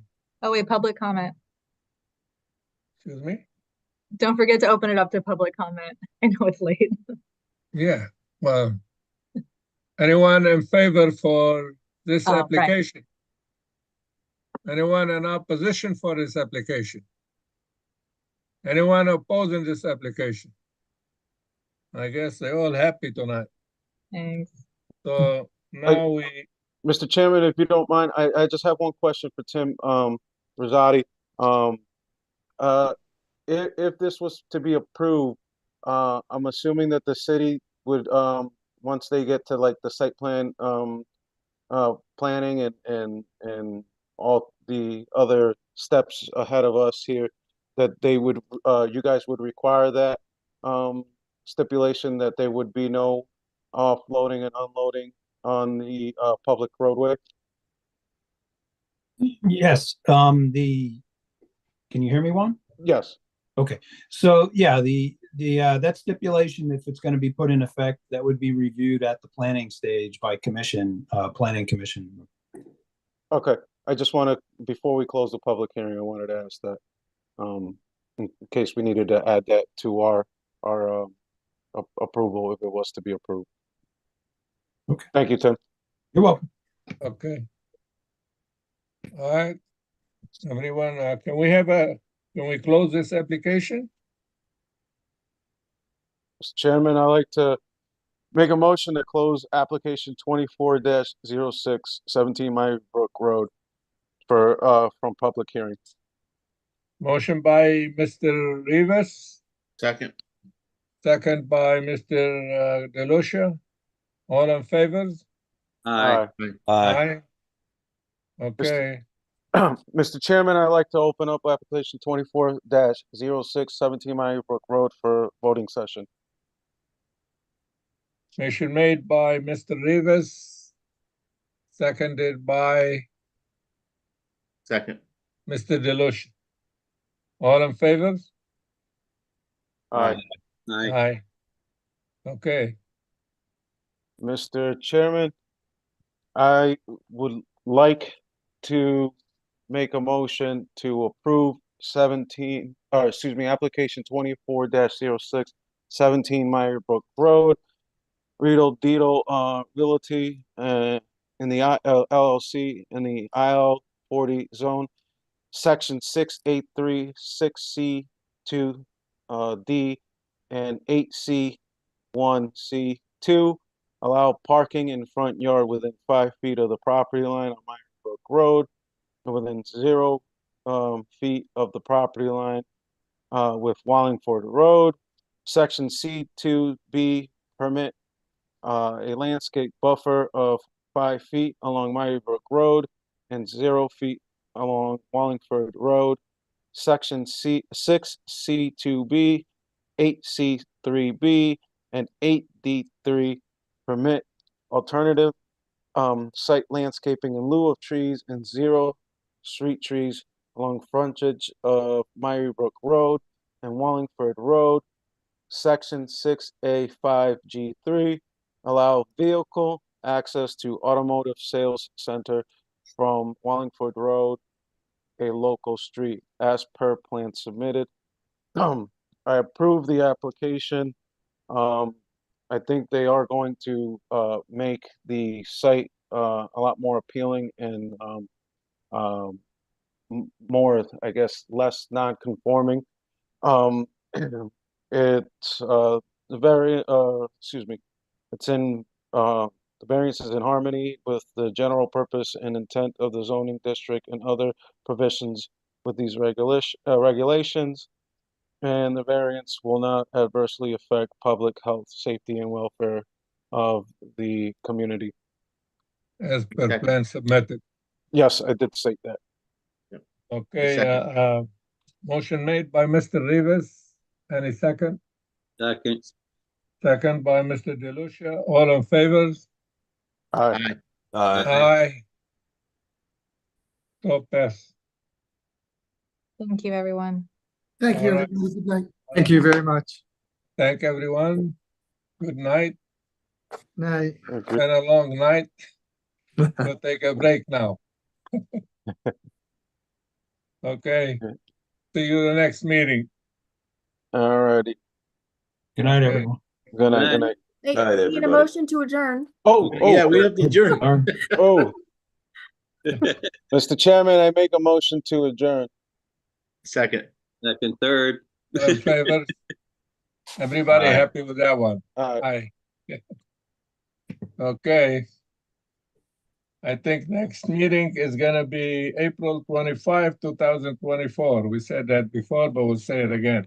Alrighty. All right. Is it Zoom or no? It's the 20 No, the next or is it meeting, I think, It'll be gonna in person. in person? Okay. And maybe you guys will take